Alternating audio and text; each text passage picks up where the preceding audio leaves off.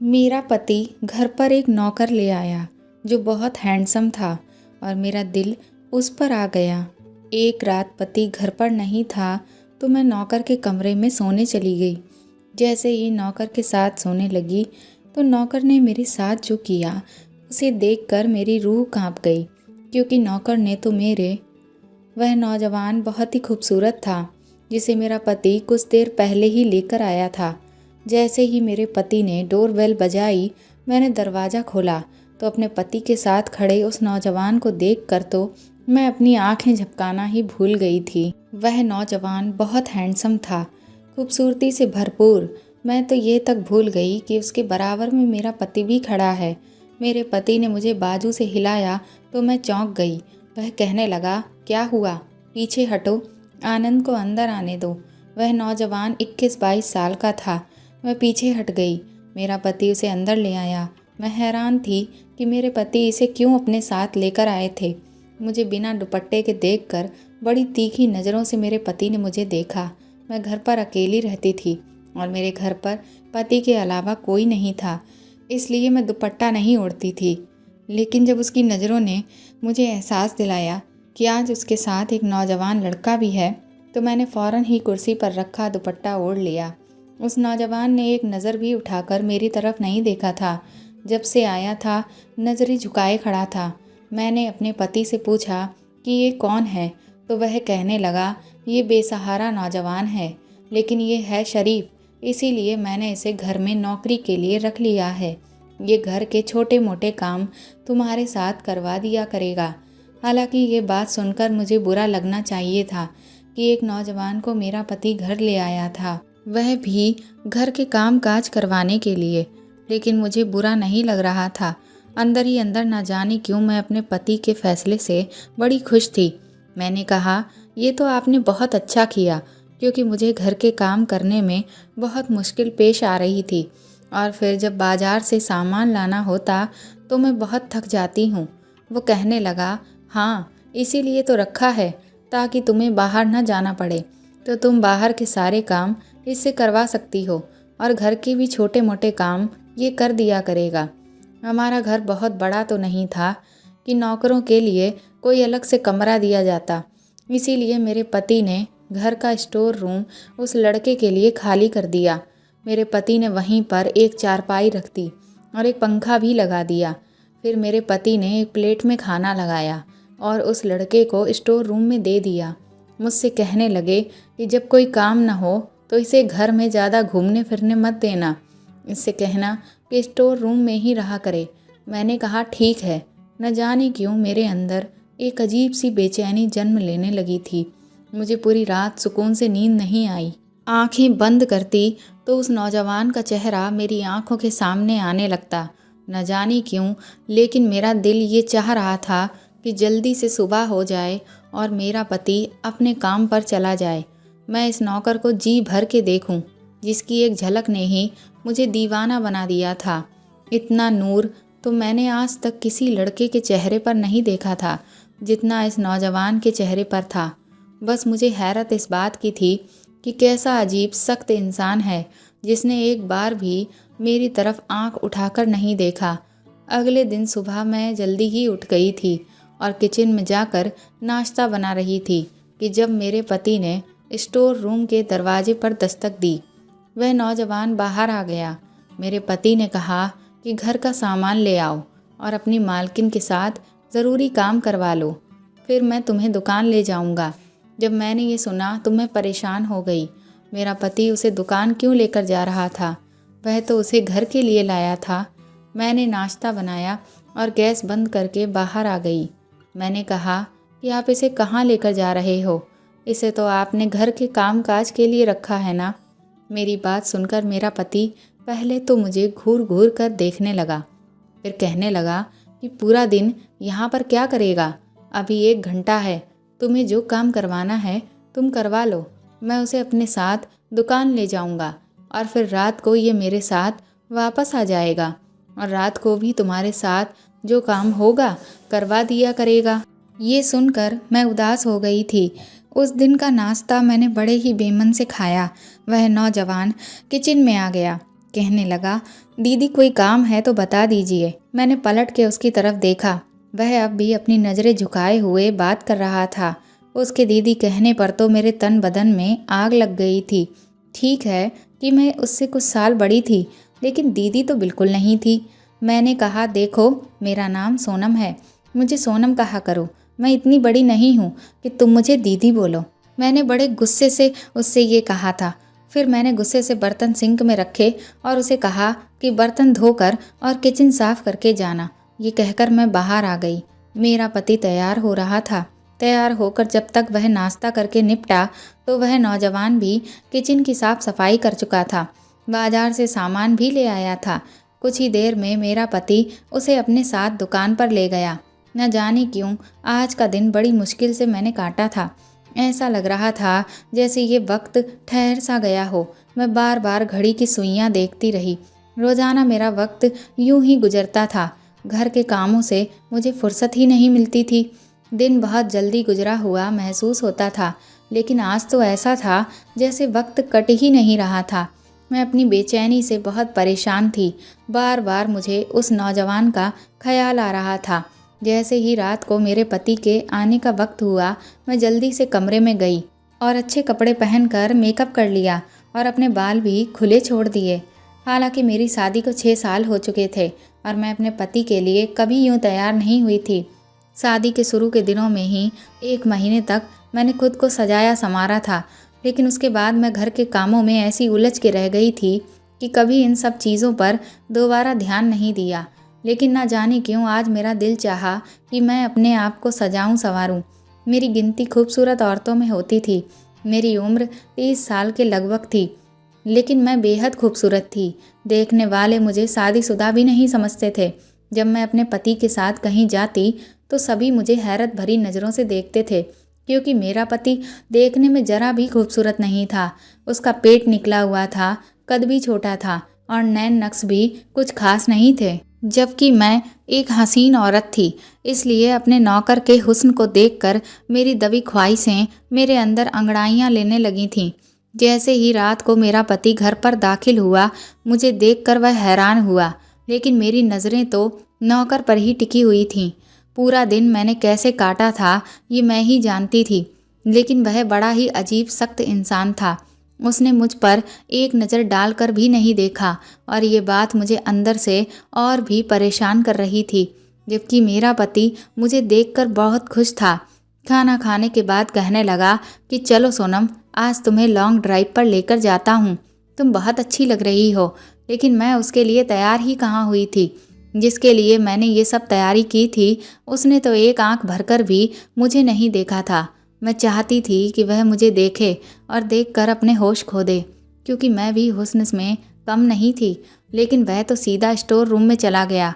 मैंने अपने पति से कहा कि मेरे सर में दर्द है, मुझे कहीं नहीं जाना। ये कहकर मैं अपने कमरे में चली गई।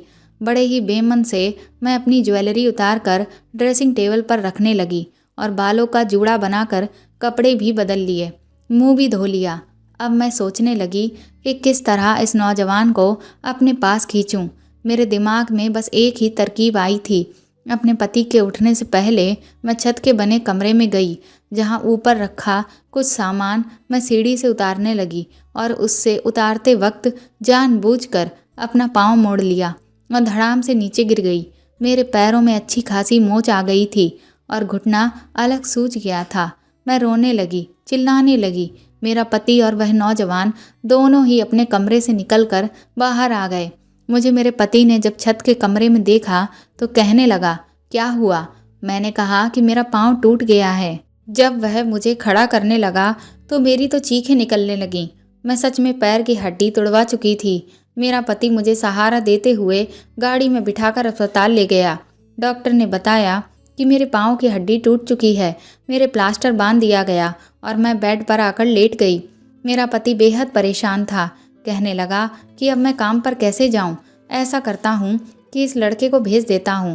फिर कहने लगा कि इसे तो अभी दुकान पर गए हुए कितने ही दिन हुए हैं, इसे तो दुकानदारी का पता भी नहीं है। मैंने कहा कि आप अपनी दुकान पर जाओ, इस लड़के को यहाँ छोड़ जाओ। अगर मुझे किसी चीज़ की ज़रूरत होगी तो मैं इसे कह दूँगी। मेरा पति भी मेरी बात मान गया। वह काम पर चला गया और मैं बेहद खुश थी। हालांकि मेरे पाँव से दर्द की टीस उठ रही थी। मेरा घुटना बिल्कुल भी हिलाया नहीं जा रहा था, लेकिन मेरा दिल बड़ा ही बेफिक्र था। पति के जाते ही मैंने उस नौजवान को पुकारा और अपना दुपट्टा उतारकर सामने सोफे पर फेंक दिया। जैसे ही वह मेरे कमरे में दाखिल हुआ, नज़र झुकाए कहने लगा, जी कहिए। मैं यही चाहती थी कि वह मुझे देखे। मैंने उसे कहा कि इधर आओ। वो मेरे पास आ गया। कहने लगा, क्या चाहिए आपको? वैसे मैंने खाना बना दिया है, मुझे खाना पकाना आता है और किचन और घर की सफाई भी कर दी है। मैंने उसे कहा कि इधर बैठो।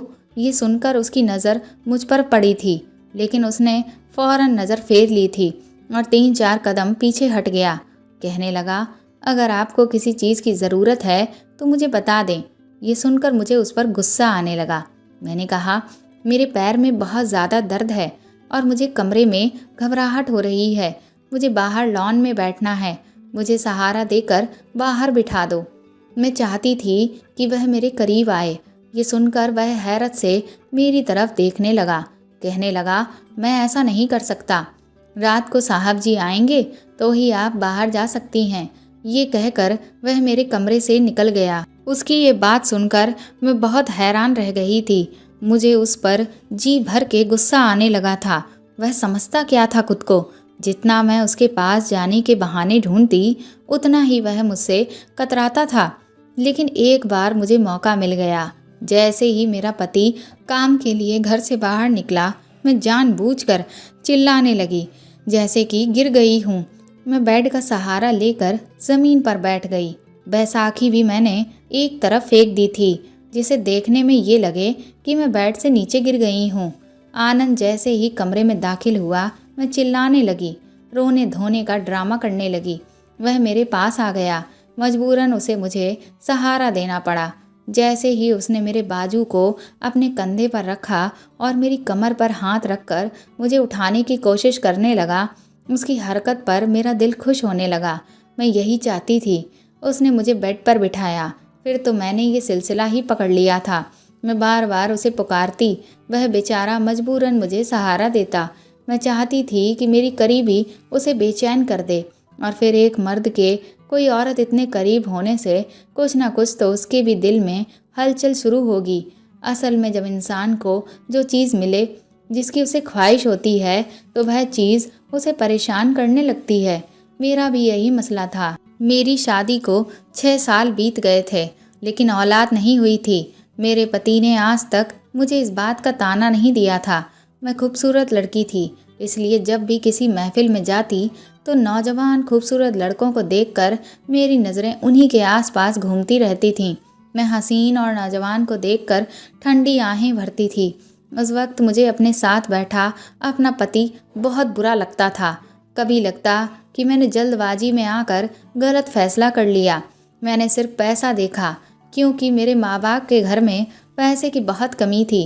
उस वक्त मुझे यही लगा कि मेरे पास पैसा होगा तो मुझे ज़िंदगी की तमाम ऐशो आराम मिलेंगे, तो ये कसक भी दिल से जाती रहेगी।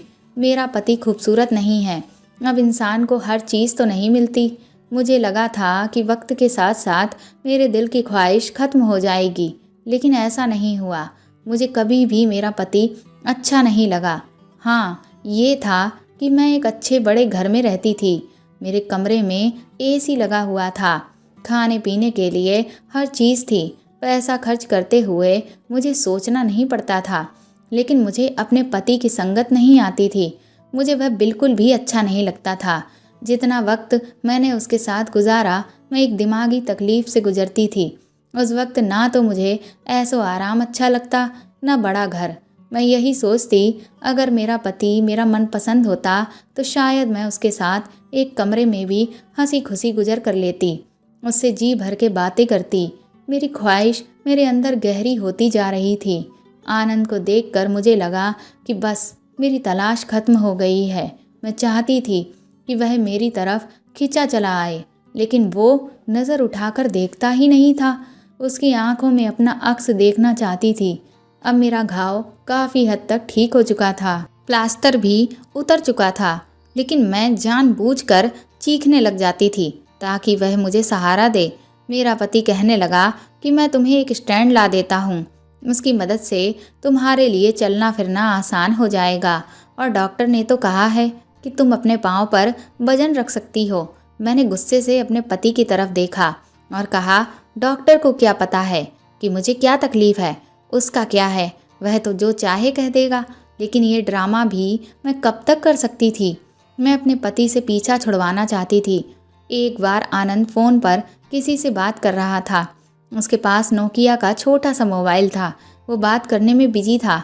मैं अब ठीक ठाक चल सकती थी, फिर भी मैं जानबूझकर धीरे से चलती हुई किचन के दरवाजे तक चली गई।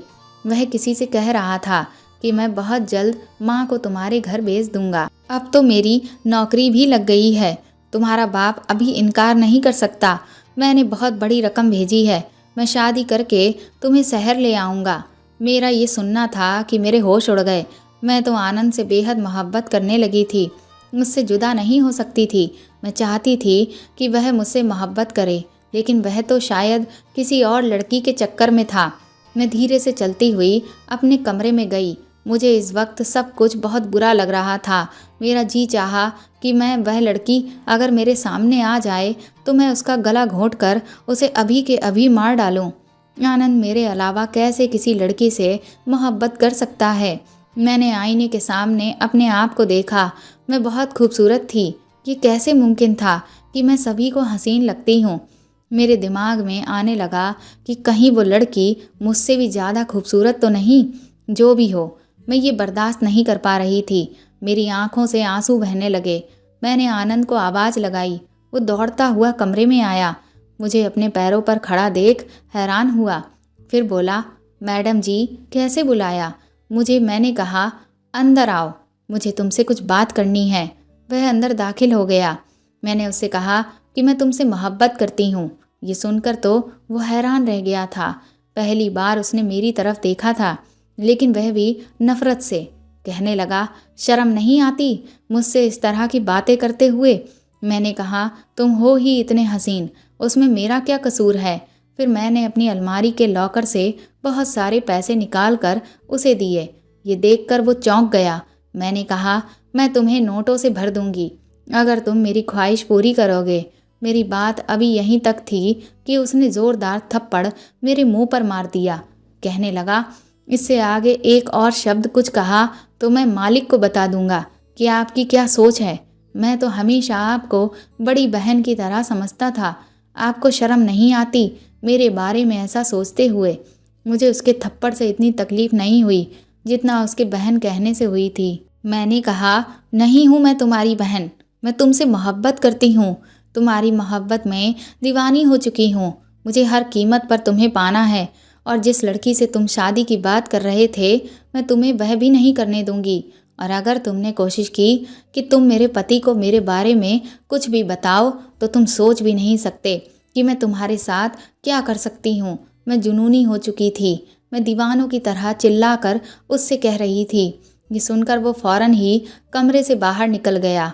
अगले दिन वो मेरे पति से कहने लगा कि मैं आपकी नौकरी नहीं कर सकता। मेरे पति ने कहा कि क्यों नहीं कर सकते? क्या तुम भूल रहे हो कि तुमने मेरे साथ 2 साल का कॉन्ट्रैक्ट किया है? मेरे पति कहने लगे कि उस दिन तुम रो रहे थे, हाथ जोड़ रहे थे कि मैं तुम्हें नौकरी दे दूं, और अभी तुम्हें नौकरी करते हुए 2 महीने नहीं गुजरे। वो कहने लगा कि मैं आपको वजह नहीं बता सकता। मेरे पति ने उससे कहा कि ठीक है, जो पैसे मैंने तुम्हें एडवांस दिए हैं लौटा दो। 3 लाख की रकम मैंने तुम्हें यूं ही नहीं दी थी कि तुम 2 महीने में नौकरी छोड़ दो। मैंने तुम्हें घर पर इसीलिए रखा था क्योंकि तुम एक शरीफ लड़के थे। तुम्हारे होते हुए मुझे फिक्र करने की ज़रूरत नहीं थी। मेरी बीवी सुरक्षित थी। मुझे इतना भरोसा है तुम पर, बस इसी वजह से मैंने तुम्हें रखा था। और वैसे भी मैं कल शहर से बाहर जा रहा हूँ। 3 दिन बाद वापस लौटूंगा, इसलिए 3 दिन तक मैं तुम्हें कोई छुट्टी नहीं दे सकता। वापस आकर तुम चले जाना, और मेरी दी हुई रकम मुझे वापस हर हाल में चाहिए। मेरा पति 3 दिन के लिए कहीं जा रहा था। ये सुनकर तो मैं बहुत खुश थी। उन 3 दिनों में तो मैं आनंद से अपनी हर ख्वाहिश पूरी करवा सकती थी। आनंद ये सुनकर बहुत परेशान हो गया था। अगले ही दिन मैंने अपने पति का बैग तैयार कर दिया। वह कहने लगा, इसका ज़रा ध्यान रखना, कहीं भागने की कोशिश ना करे।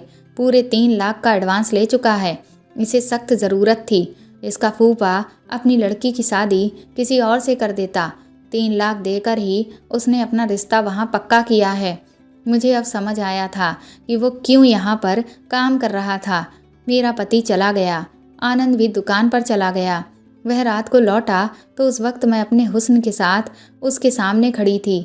मुझे देखकर उसने अपनी नज़रें बदल लीं। मैं खूब तैयार हुई थी। वह सीधा स्टोर रूम में चला गया और अंदर से दरवाज़ा लॉक कर लिया। ये देखकर मुझे उस पर गुस्सा आने लगा। मैंने कहा, दरवाज़ा खोलो, तो कहने लगा, आप यहाँ से जा सकती हैं, मैं दरवाज़ा नहीं खोलूँगा। मैं काफ़ी देर उसका दरवाज़ा बजाती रही, फिर थक कर अपने कमरे में आ गई। मुझे उस पर बहुत गुस्सा आ रहा था। फिर आधी रात के वक्त मेरे दिमाग में ख्याल आया कि स्टोर रूम की दूसरी चाबी तो मेरे ही पास है। मैंने चाबी निकाली और बहुत आहिस्ता से स्टोर रूम खोला। सामने चारपाई पर आनंद मुंह पर चादर डाले सो रहा था। मैंने धीरे से स्टोर का दरवाज़ा बंद किया और उसकी चारपाई पर जाकर लेट गई। कमरे में बिल्कुल अंधेरा था। जैसे ही मैं उसके गले लगी, मेरे कानों में जो आवाज़ पड़ी, मेरे होश उड़ गए, क्योंकि ये तो मेरे पति की आवाज़ थी। मैं एकदम उठकर बैठ गई। एक टॉर्च लाइट मेरे मुंह पर पड़ी। उसकी रोशनी में मुझे मेरे पति का चेहरा दिखा। वह मेरा पति था। ये देखकर मेरे होश उड़ गए। वह कहने लगा, तुम्हारी हर बात मुझे आनंद बता चुका था और मैंने झूठ बोला था कि मैं दूसरे शहर जा रहा हूँ। मैं तुम्हारी असलियत देखना चाहता था। मैं रोने लगी। मेरी सारी सच्चाई मेरे पति के सामने आ चुकी थी।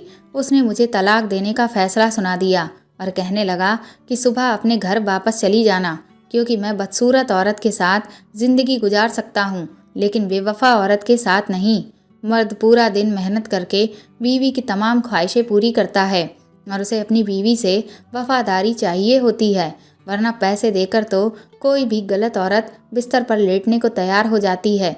मैं अपना सब कुछ खो चुकी थी। काश कि मैंने अपनी नज़रों की हिफाजत की होती, जैसे कि एक मर्द होते हुए आनंद ने की थी। तो दोस्तों, आपको ये कहानी कैसी लगी हमें कमेंट करके ज़रूर बताएं और प्लीज़ मेरे चैनल को सपोर्ट करें। इस कहानी को ज़्यादा से ज़्यादा शेयर और लाइक करें। साथ ही आप चाहें तो मुझे सुपर थैंक्स भी दे सकते हैं। अगर आप मेरे चैनल पर नए हैं तो सब्सक्राइब करके बेल आइकन ज़रूर दबा दें, ताकि आगे भी मैं आपको ऐसी ही कहानियाँ सुनाती रहूँ। Thank you.